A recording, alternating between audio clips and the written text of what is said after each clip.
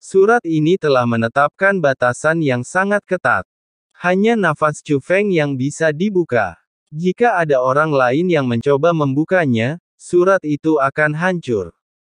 Orang yang mengatur surat ini, bahkan Presiden Kamar Dagang Prajurit, memiliki kepercayaan mutlak. Chu Feng mengambil surat itu dan membukanya dengan nafasnya. Setelah pembatasan dicabut, dua helai nafas mengalir ke telapak tangan Chu Feng. Kedua nafas ini sangat familiar, yaitu nafas Xian Hai Xiaoyu dan Xiao Yuer.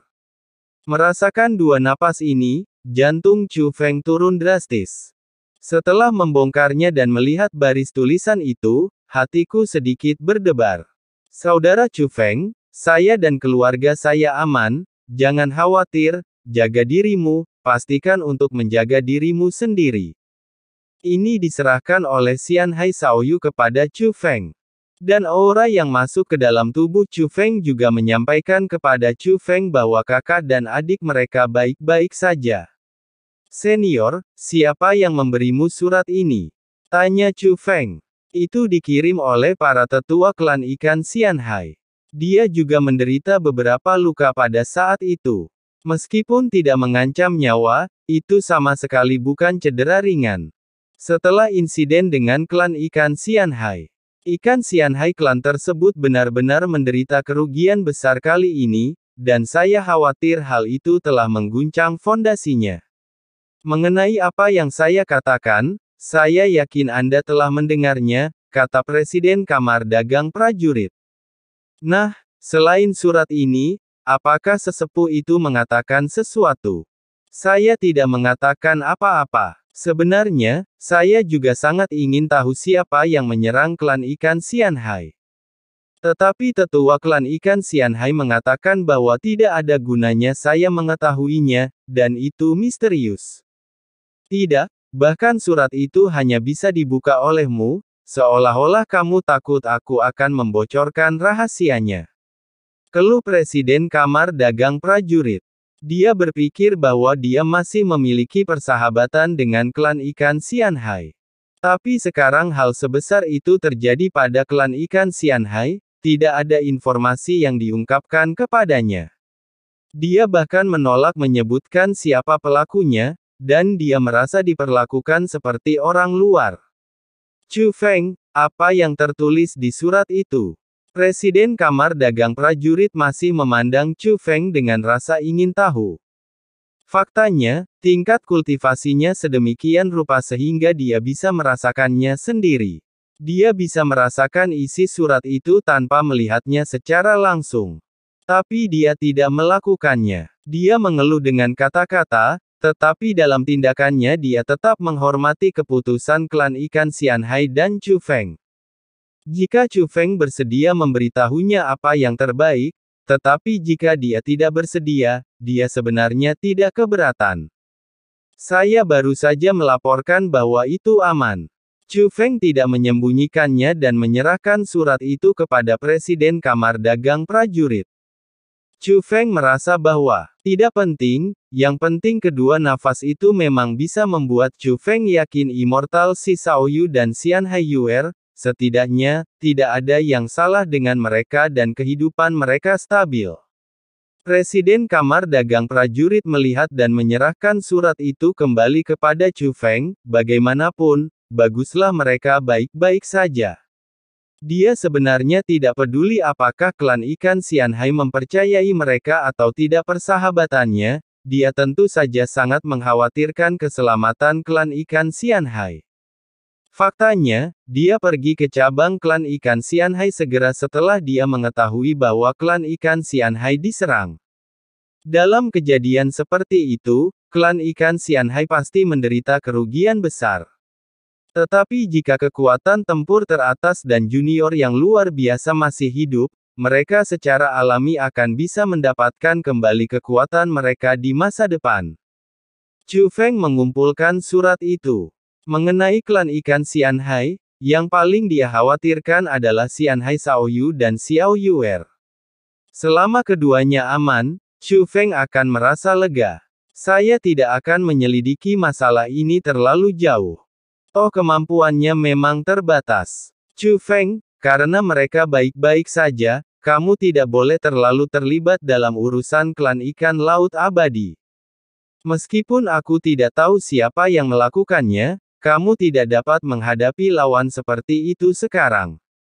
Saya pikir, teman saya juga memahami emosi Anda, jadi saya mengirimi Anda pesan untuk memberitahu Anda untuk menjaga diri sendiri.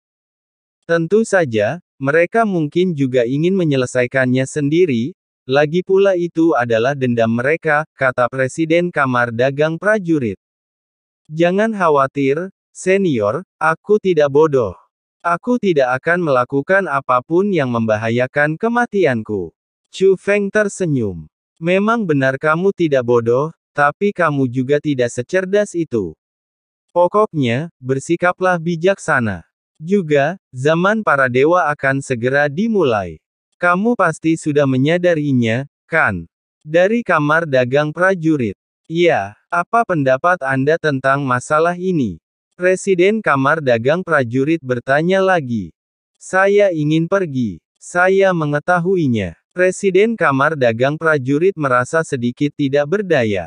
Senior, apakah kamu ingin pergi? Tanya Chu Feng. Aku tidak terlalu suka ikut bersenang-senang seperti ini. Selain itu, dalam peristiwa besar seperti zaman para dewa, Istana Suci Tujuh Alam dan kekuatan kuno pasti akan terlibat. Pergilah, aku tidak akan mendapat apa-apa manfaatnya. Jadi, jika kamu ingin pergi, aku tidak akan menghentikanmu, tapi jangan coba-coba menyeretku ke dalam masalah. Kata Presiden Kamar Dagang Prajurit. Aku hanya bertanya. Chu Feng tersenyum canggung. Bahkan, jika memungkinkan, dia sangat ingin Presiden Kamar Dagang Prajurit menemaninya.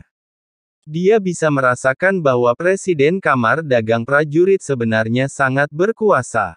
Tapi karena pihak lain tidak mau pergi, Chu Feng tidak dapat ditarik paksa. Sebenarnya, saya sangat ingin membujuk Anda untuk tinggal dan berlatih dengan damai bersama Ziling. Tetapi jalan orang berbeda. Saya telah menemukan bahwa Anda suka berjalan di ujung pisau. Ambillah jalan ini. Bagaimanapun, kekayaan berasal dari bahaya. Jadi saya tidak akan memberitahu Anda tentang zaman para dewa. Singkatnya, lakukan apa yang Anda bisa mungkin. Jika kamu ingin bertarung sekarang, kamu benar-benar tidak bisa menang melawan mereka. Tetapi kamu masih muda dan jalanmu masih panjang. Kata Presiden Kamar Dagang Prajurit. Senior, jangan khawatir, aku mengetahuinya dengan baik. Chu Feng memamerkan giginya dan tersenyum. Oke, kalau begitu kalian berdua bisa ngobrol. Setelah mengatakan ini, Presiden Kamar Dagang Prajurit menghilang. Chu Feng menoleh untuk melihat Ziling. Kapan kamu akan berangkat? Tanya Ziling. Saya takut kehilangan kesempatan, jadi saya mungkin harus pergi lebih awal. Kata Chu Feng. Ziling mendekati Chu Feng, merapikan pakaian Chu Feng, lalu mengangkat kepalanya dan berkata dengan lembut, pergilah jika kamu mau, jangan terbebani, aku akan menunggumu di sini. Mata Ziling penuh kepercayaan. Dia percaya pada Chu Feng bisa kembali dengan selamat. Tapi Chu Feng bisa melihat bahwa kepercayaan di matanya hanya palsu, dan Ziling sebenarnya sangat mengkhawatirkan Chu Feng. Ini normal, lagi pula, dia telah mendengar tentang zaman para dewa, dan Presiden Kamar Dagang Prajurit juga mengatakan bahwa Jie Tianran dan ras kuno akan pergi. Zaman para dewa mungkin merupakan tempat paling berbahaya di dunia seni bela diri yang luas. Tapi dia jelas khawatir tetapi tidak menunjukkannya. Tentu saja dia takut Chu Feng akan terbebani dan khawatir. Akal sehat Ziling membuat Chu Feng merasa tertekan. Jadi dia memeluk Ziling yang ada di depannya ke dalam pelukannya. Tangan kecil Ziling pun memeluk Chu Feng. Jika memungkinkan, dia sangat ingin Chu Feng tetap tinggal, tapi dia tidak bisa. Bekerja keras bersama. Suatu hari, kita bisa menikmati kedamaian, kata Chu Feng. Iya, Ziling setuju dengan patuh. Setelah itu, Chu Feng meninggalkan tempat ini dan bersiap untuk pergi ke 7 alam Tianhe.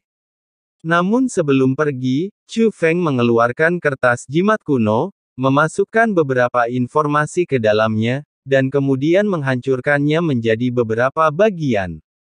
Itu diberikan kepadanya oleh 9 totem sebelum mereka berpisah, dan pesan dapat disampaikan melalui jimat ini. Saat zaman para dewa dimulai, para master pasti akan berkumpul. Kecuali jika juniornya memang punya keistimewaan. Jika tidak, dengan tingkat kultivasinya saat ini, dia tidak akan dapat menemukan sesuatu yang baik bahkan jika dia memungut kain. Jadi dia butuh bantuan. Dan totem 9 adalah penolong terbaik yang bisa dia temukan saat ini.